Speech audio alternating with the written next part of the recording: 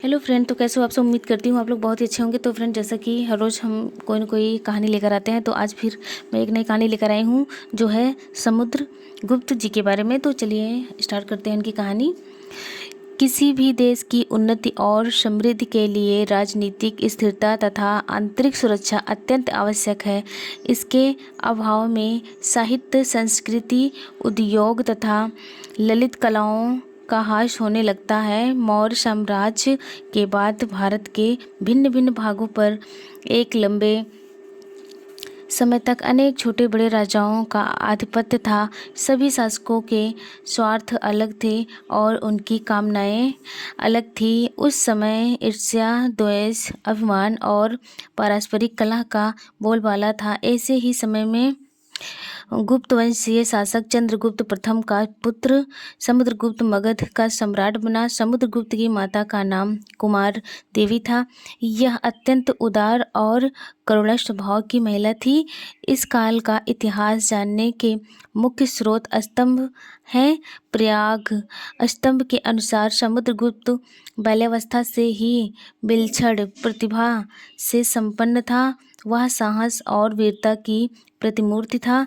यही कारण था कि चंद्रगुप्त प्रथम ने अपने जीवन काल में ही उसे अपना उत्तराधिकारी घोषित कर दिया था। समुद्रगुप्त का बाल्यकाल माता कुमार देवी जैसी उदार एवं कर्तव्यनिष्ठ महिला के संरक्षण में व्यतीत हुआ। सत्यवादिता, न्यायप्रियता, जनहित कामना, राष्ट्र प्रेम, साहस, परोपकार तथा सुख और दुख को समान भाव से स्वीकार करने की शिक्षा उसे बाल्यावस्था से ही माता से मिली थी, जो आगे चलकर उनके जीवन का अंग बन गई। बचपन से ही समुद्रगुप्त की यह अभिलाषा थी कि समस्त भारत भूमि को एकता के सूत्र में बांधकर उसे एक सुदृढ़ राष्ट्र का स्वरूप प्रदान किया जाए। यही कारण है कि समुद्रगुप्त ने भारत की शक्ति को खंडित करने वाली देशी व विदेशी ताकतों को नष्ट करने का संकल्प लिया।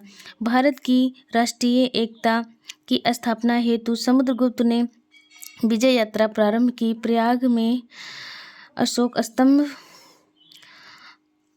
प्रयाग के अशोक स्तंभ में समुद्रगुप्त के विजय अभियानों का विस्तृत विवरण मिलता है। सबसे पहले उन्होंने उत्तर भारत के राजाओं को परास्त किया और उनके राज्यों को अपने साम्राज्य में मिला लिया। उनके साहस और पौरुष की चर्चा होने लगी। अपनी सेना का संचालन वह स्वयं करता था और एक सैनिक की भांति युद्ध में भाग लेता था। धीरे धीरे उसने पूर्व में बंगाल तक अपना राज फैलाया।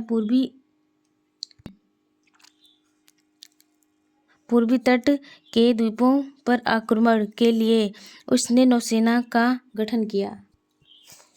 राष्ट्रीय एकता को सुदृढ़ करने के लिए दक्षिण राज्यों को एक केंद्रीय शासन के अधीन लाना आवश्यक था। प्रयाग स्तंभ में इसका उल्लेख है। यह यात्रा के लिए उसे अत्यंत भयावह और बेहद जंगलों को पार करना पड़ा।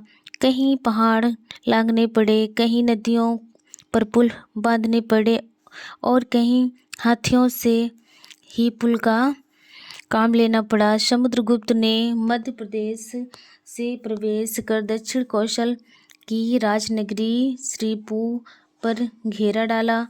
इसके बाद उसने बेहद जंगली प्रदेश महाकालांतर पर आक्रमण कर विजय प्राप्त की। पल्लव राजा को छोड़कर सभी ने उसके सामने आत्मसमर्पण कर दिया। पल्लव राजा विष्णुगुप्त की हाथियों की सेना अत्यंत शक्तिशाली थी, लेकिन समुद्रगुप्त के आक्रमण की आंधी को वह भी नहीं रोक सकी और अंत में उसे भी आत्मसमर्पण करना पड़ा। सीमांत प्रदेश के 5 तथा 9 अन्य गणराज्यों ने समुद्रगुप्त की अधीनता स्वीकार कर ली। इसके पश्चात आर्यावर्त, विंध्य क्षेत्र, मध्य भारत और कलिंग से लगे जंगली प्रदेशों के 18 आठवीं शासकों को भी समुद्रगुप्त ने परास्त किया। कहते हैं कि समुद्रगुप्त ने इन अभियानों में 3 वर्ष में 3000 मील की यात्रा की थी। समुद्रगुप्त अत्यंत दूरदर्शी शासक थे। वे जानते थे कि एक केंद्र से सुदूर दक्षिण भारत के राजाओं की व्यवस्था करना कठिन होगा, इसलिए दक्षिण भारत के शासकों को परास्त करने के पश्चात उसने अपने साम्राज्य में नहीं मिलाया और उनका राज्य अनुग्रहपूर्वक उन्हीं को वापस कर दिया। इस प्रकार लगभग संपूर्ण भारत पर समुद्रगुप्त का अधिकार हो गया। लगभग समस्त भारत पर विजय पताका फहराने के पश्चात समुद्रगुप्त ने अश्वमेध यज्ञ किया। उस समय हिंदू राजाओं में यह प्रथा थी कि जब कोई सम्राट दिग्विजय करता था तभी वे यह यज्ञ किया करते थे। इस यज्ञ में एक घोड़ा छोड़ा जाता था और सेना उसके पीछे चलती थी। यदि कोई घोड़ा पकड़ लेता था तो राजा उससे युद्ध करता था, अन्यथा जब घोड़ा विभिन्न राज्यों की सीमाओं से होकर वापस आता था तब यह यज्ञ पूर्ण माना जाता था और राजा दिग्विजयी समझा जाता था। समुद्रगुप्त ने यह यज्ञ बड़ी धूमधाम से किया। इस अवसर पर दान देने के लिए उसने सोने की मोहरें विशेष रूप से ढलवाई। इन पर अश्वमेध के घोड़े की आकृति तथा अश्वमेध पराक्रमः शब्द अंकित था। इस यज्ञ के अवसर पर समुद्रगुप्त को महाराजाधिराज घोषित किया गया। इस यज्ञ का मुख्य लक्ष्य समस्त भारत पर एक छत्र राज्य की स्थापना था। समुद्रगुप्त की शासन व्यवस्था इतनी सुदृढ़ थी कि उसके लगभग 50 वर्ष के शासनकाल में किसी भी क्षेत्र में न अशांति हुई और न किसी राज्य साम्राज्य के विरुद्ध विद्रोह करने का साहस किया। समुद्रगुप्त शासन संचालन में सद्व्यवहार, न्याय, समता और लोक कल्याण पर अधिक ध्यान देता था। उस समय खेती और व्यापार उन्नत दशा में थे। नहरों और मार्गों का जाल सा बिछा था। भारत भूमि धन धान्य से परिपूर्ण थी।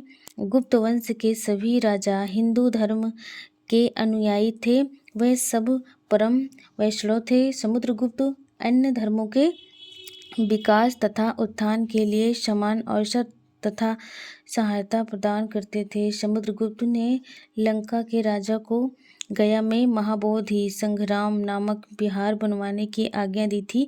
इस प्रकार उसके शासनकाल में पूर्ण धार्मिक स्वतंत्रता थी। समुद्रगुप्त की उदारता की प्रशंसा बौद्ध भिक्षु वसुबंधु ने भी की। एक समुद्रगुप्त ने केवल शस्त्रों में ही कुशल थे वरन शास्त्रों में भी उनका लगाव था। साहित्य और संगीत में उनकी बड़ी रुचि थी। राष्ट्रीय एकता को सुदृढ़ करने के लिए दक्षिण राज्यों को एक केंद्रीय शासन के अधीन लाना आवश्यक था। प्रयाग स्तंभ में इसका उल्लेख है। इस यात्रा के लिए उसे अत्यंत भयावह और बेहद जंगलों को पार करना पड़ा। कहीं पहाड़ लांघने पड़े, कहीं नदियों पर पुल बांधने पड़े और कहीं हाथियों से ही पुल का काम लेना पड़ा। समुद्रगुप्त ने मध्य प्रदेश से प्रवेश कर दक्षिण कौशल की राजनगरी श्रीपुर पर घेरा डाला।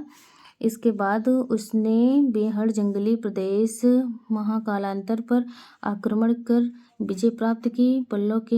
पल्लव राजा को छोड़कर सभी ने उसके सामने आत्मसमर्पण कर दिया। पल्लव राजा विष्णुगुप्त के हाथियों की सेना अत्यंत शक्तिशाली थी, लेकिन समुद्रगुप्त के आक्रमण की आंधी को वह भी नहीं रोक सकी और अंत में उसे भी आत्मसमर्पण करना पड़ा। सीमांत प्रदेश के 5 तथा 9 अन्य गणराज्यों ने समुद्रगुप्त की अधीनता स्वीकार कर ली। इसके पश्चात आर्यावर्त, विंध्य क्षेत्र, मध्य भारत और कलिंग से लगे जंगली प्रदेशों के 8वीं शासकों को भी समुद्रगुप्त ने परास्त किया।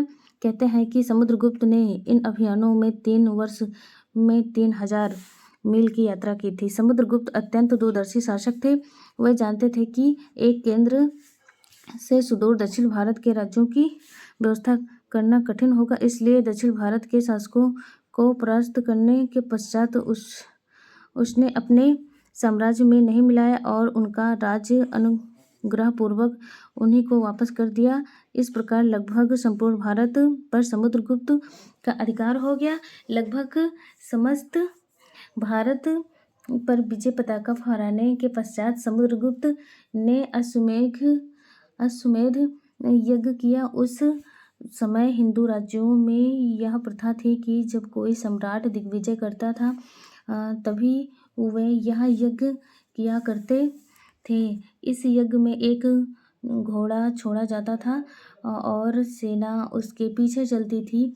यदि कोई घोड़ा पकड़ लेता था तो राजा उससे युद्ध करता था, अन्यथा जब घोड़ा विभिन्न राज्यों की सीमाओं से होकर वापस आता था तब यह यज्ञ पूर्ण माना जाता था और राजा दिग्विजयी समझा जाता था। समुद्रगुप्त ने यह यज्ञ बड़ी धूमधाम से किया। इस अवसर पर दान देने के लिए उसने सोने की मोहरें विशेष रूप से ढलवाई।